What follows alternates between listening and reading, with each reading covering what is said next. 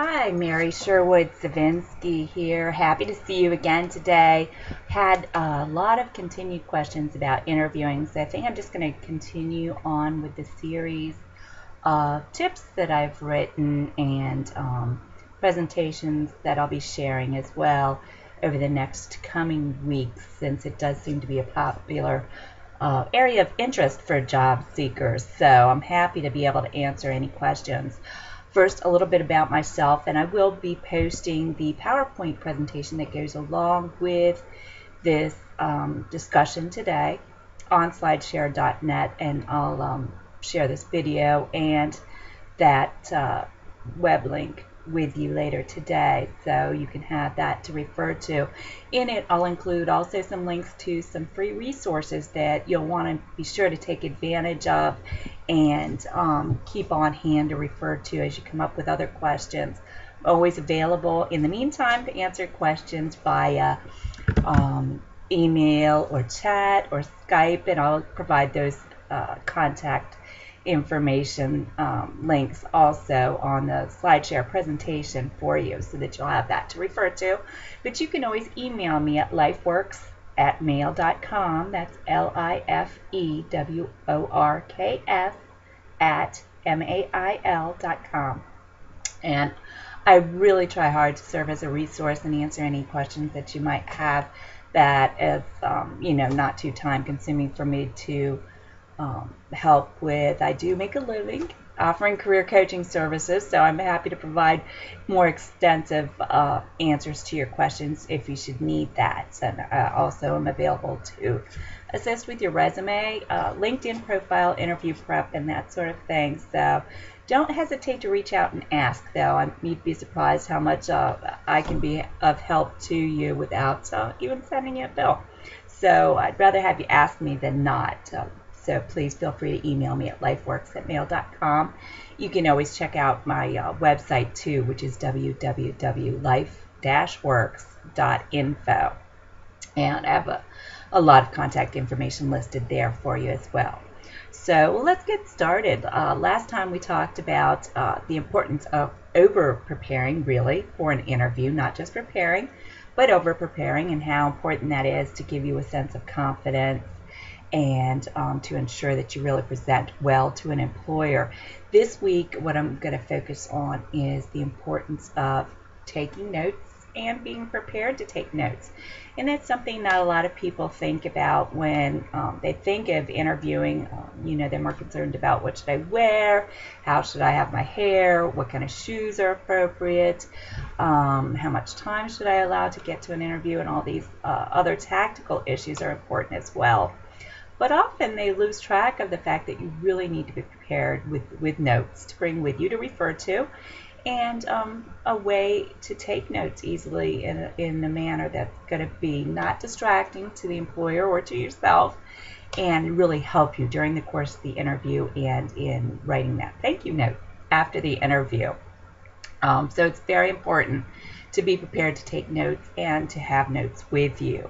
So beyond being prepared for the anticipated questions, and hopefully you are at this point, you should also take notes that you can refer to, that you want points that have points that you want to get across to the employer, that provide them with some more insight or may prompt them to ask specific questions that you want to answer, that sort of thing. First of all, you want to have some sort of a folder or a planner to carry your notepad or paper in.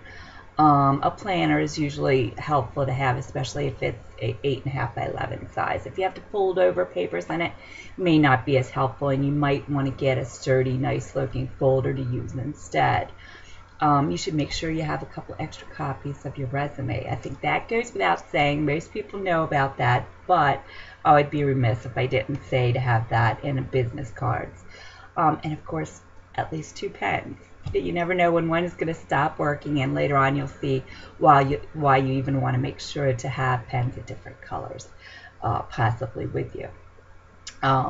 So make sure that your resumes are secured too, so that if you open the folder or you're jostled or move around a little bit, that you don't accidentally flip all of your papers onto the floor and then may have some embarrassment or at least lose your momentum and comfort level during the interview. So make sure to secure them, even if it's just a paper clip or two on the folder, so that your copies of your resume and so forth aren't flying out of the folder when you go to open it. That's very important, and you might even practice that a couple times to make sure that's not going to happen and that you are going to be comfortable with the arrangement during the course of an interview.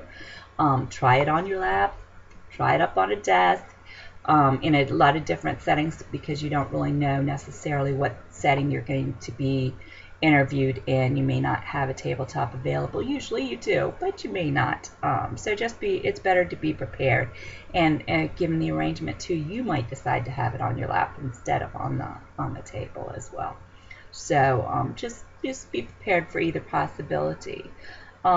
Beyond that, you want to make sure to even be careful to have on the top sheet written some brief words or phrases that will remind you of things that you want to share during the interview. Keep them very brief, and you'll hear this several times during this discussion, you do not want to give the impression of reading. Nothing turns off anyone more than feeling like somebody is reading from something. It's fine to refer to notes that are brief, just less than 5 words, I would say, at most. Just enough to get your point across in your mind so that you can formulate your sentences. Some things you might want to note that you'll want to come out during the interview are highlights of your career, perhaps achievements and accomplishments. That might be something that you want to share during an interview, I'm thinking. Answers to interview questions that you might have struggled with. If you were injured at work and you're really having a hard time remembering to state in a positive way why you are looking for work, you might want to jot down a few words to remind yourself to keep on target with that and to put your best foot forward and to be positive about what you can do and what you are looking for, and how this change is going to be a positive one for you. The names of interviewers may be important to jot down so that if you get nervous, you can have them to refer to, especially if there's an odd pronunciation or two. If you have that information ahead of time, jot it down ahead of time. Otherwise, you can jot it down during the course of the interview. If you plan a name drop, have those names written down so that you're not in the nervousness of the moment forgetting who you wanted to mention or who said to mention their name in what context, maybe in a way that's going to be helpful to you. Don't assume that you're going to remember, because many times we don't when we get nervous. And if you get a little sidetracked, you may also not remember. So it's better to have it written down so that you can quickly and unobtrusively refer to it, and make sure to share the information that you intend to share to make yourself look the best possible way that you can. You want to think ahead. Again, keep your notes brief. 5 words or less is usually enough to do it, just enough to remind you of what you want to say, points that you want to get across, that sort of thing. And of course, again, you don't want to read every word to the employer once you're in an interview. Worse, you don't want to trip yourself up by, getting halfway through a sentence and then realizing, oh my gosh, that is not what I intended to say, and then trying to reword it and get back to the wording that's written there. It makes for confusion, and more harm than good comes of it if you're writing notes in full sentences. So I'd really encourage you again to keep it brief. You don't want to come across as reading from a script. That's the last thing you want. Just enough to remind you of themes, concepts. Leave plenty of space too on your paper to jot notes for yourself. If you've written your notes ahead of time in black ink, make sure to bring a pen or two in blue ink so that you can quickly differentiate which notes you've written during the course of an interview, because that might override something that you have had initially meant to say. For example, you might have initially meant to mention how much you disliked IT people, and that's a ridiculous concept, so that's why I'm using it. And during the course of the interview, one of the interviewers says, oh, how much they love IT people. So you're going to want to make a note of that, perhaps, so that after the interview or during the course of the interview, you don't inadvertently revert to your original plan, whatever that may be. I'm sure it wouldn't be that you didn't like IT folks, because we all know how much we need and love them. That is for sure. After this past week, I've been fighting with Outlook, so I can tell you I do. I need them very badly. Questions on the second page of your notepad. And remember, on the first page, you're going to have your pre-thought out, pre-planned questions, or points, rather. And on the second page, you're going to have questions for the employer that you're planning to ask them. You should always have at least 3 ready to go. At some point during the interview, usually towards the end, they'll usually ask you, do you have any questions for us? And that's pretty common. But, what you want to do is kind of be prepared to take it a step beyond that and ask questions throughout the course of the interview. You're going to be most successful if you can make that interview feel like a conversation. Like you and the interviewer or interviewers are just chatting, sitting down, having a conversation. That's going to do a couple of things. It's going to put you at your ease. You've had conversations before. Not a big deal, right? So you'll just kind of get into a natural flow and rhythm that way. You'll feel a lot more comfortable, and so will the interviewer. Believe it or not, some interviewers are not great interviewers. So if you put them at ease by using this method of asking questions and taking on a conversational style, you're going to make them feel more comfortable. And they're not going to really know why, maybe, but they're going to think, oh, I was real comfortable with so-and-so. Maybe we should call them in for a second interview, or maybe we should offer them the job. If it's between you and another candidate and you have similar backgrounds, that could be enough to tip things in your favor so that you're the one offered the job or the second interview. So again, be prepared to ask some questions and to talk with the employer and to take on a conversational tone during the course of an interview. You should always have a minimum of 3, and you should have interviewed or researched the employer that you're going to interview with, so that will generate maybe some questions about the company, or the people, or the tone, or the setting. Some questions that I often recommend people ask if they can't think of any. Usually they can think of at least a couple. What brought you to work here? What do you like most about working here? Get them talking about themselves.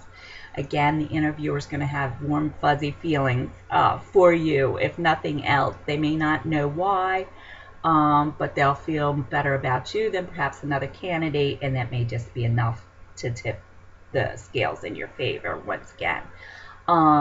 What would the day in the life of a person doing this job be like? Can you describe a day to me? What kind of tasks during a day or a week or a year, big picture wise, might I expect someone in this position to do? That'll give you a better idea of what's entailed, so that you can maybe even ask more pertinent questions. Ask for a tour. People, not only like to talk about themselves, but if they like where they're working, they like to show off their company. They like it when you show an interest in it. It makes them feel important and special even. So ask for a tour, just to get a look around. And again, if nothing else, it'll give you more information to ask questions, maybe not even during this interview, but maybe in a follow-up thank you letter, interview, conversation, what have you. The more you can know about the company and the interviewer, the better, and more comfortable you'll feel, and again, the interviewer will feel. So that's very important. Ask for advice. What advice could you give a candidate like myself who wants to be hired for a position like this? Is there anything that I can do to increase my chances of being considered for this position specifically because I'm very interested, or, in general, is there anything that you would recommend or anything that you could advise me of? I've had a couple of clients really kind of pull this off, but it's hard. You really have to feel it to be able to do it. But you can ask, how did I do? Another good one along the same lines is, when can I start? Again, you may not be able to pull this off. You have to be comfortable, to be a little bit confident, not cocky. You don't want to come across as cocky either. But ask when you can start. Or how did I do? Either one, whatever feels most comfortable. And even if you throw in a short giggle there, that's going to maybe put them at their ease too, and show that you're not full of bravado or something. It'll just level everything out. So those are a couple of good things to ask. You can always ask, when can I follow up? What is the next step in the hiring process? That kind of thing, to gauge what to expect and how best to time your follow-up with the employer, and your thank you note, which should be sent the same day. And via snail mail too is nicest if you can. Email is fine, but really, if you can bring yourself to write paper and pen thank you note for follow-up, that's not really in the scope of this discussion, but I'm throwing it out there. Don't forget about the snail mail. Again, if I can just reiterate, do not write in full sentences. Just a couple of words. Just jot 3 to 5 words, a phrase that's going to remind you of an important topic or information or names that you want to share. Have your notes pre-written on the first page, and do that in one color when you write notes unobtrusively on those prepared notes. Use different color ink so that you can quickly pick those out. On your second page is where you want to have your prepared questions for the employer, and you can jot any additional questions that come up there as well if you don't have room on the first page. You want to, again, be very comfortable with whatever you bring to review at the employers, so that you don't lose track of anything. No papers are flying around. You don't have too many papers for you to go through. You don't want to sit there shuffling papers either. You want to be in the moment with the employer during the interview. So practice with whatever setup you're going to use at the interview. And again, bring a couple extra pens, at least 2 pens. You just never know. Just try very hard not to doodle. There's nothing worse. I know it might put you at your ease to doodle, but don't do it. Don't do it. It just always comes across that you're not paying attention, that you're bored, that the employer's not worth your time. It never comes across positively. So if you're a doodler, just resist the urge. If you need to, take pens that click so that you can, when you're not actually writing a note, make that pen tip go back in so that you're not even able to doodle, and you'll feel right away, if you're a doodler, you will not get that satisfaction if that ballpoint is not out there, and you'll be reminded very quickly that you're about to doodle and don't do it. And I can't say that strongly enough. It might help you focus. You can come up with all the positive reasons that you want to, but I'm telling you, just don't do it.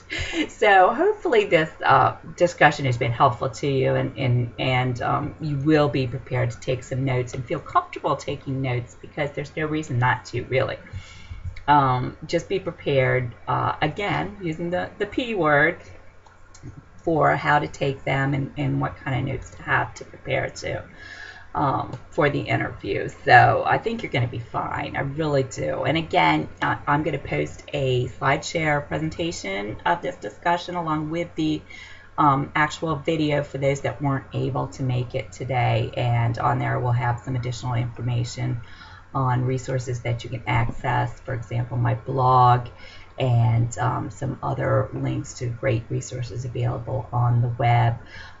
If you're a new graduate, the Career Realism site has a Happy Grad project starting this month, May, and it's chock full of helpful information specifically to new grads. So if you are one, or if you love one, you might want to check it out, pass it on. I'll include that link too with this video upload and a slide share, so you have that to refer to. We still have a few more minutes, so I'll go ahead and answer a couple of questions that I did get that may not necessarily be related to interviewing, but I have been getting a lot of questions about that. Let's see. How do I format a resume? Well, that's a question, isn't it? You know, I get that question a lot, and people go through my sample resumes too, and you know, maybe they don't even find one they like, or they find several they like, and well, which one's right for me?